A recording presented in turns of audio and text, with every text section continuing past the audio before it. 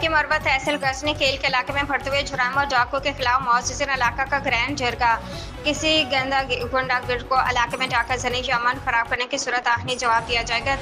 तदरखेल उमर तदरखेल तबी मुराद गाजी खेल जेड़ मला खेल समंदर तदरखेल शरबी खेल कत्तब खेल बदनी खेल जंग खेल जंगी खेल मंदरा खेल और मशिया मंसूर के मशरान का मुतफिका फैसला।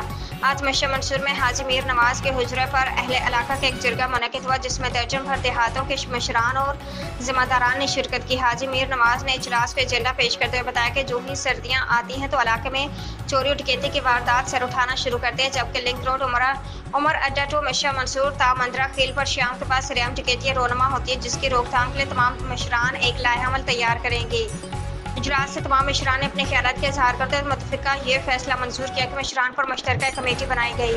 लिंक रोड के किनारे जंगली दरख्तों को काटा जाएगा। इलाके में डाके की सूरत में तमाम देहातों के अवाम बर वक्त चौगा पार्टी की सूरत में डाकों का पीछा करेंगे और अपने अपने गाँव के हदूद में खुफिया नाकेबंदी लगाएंगे।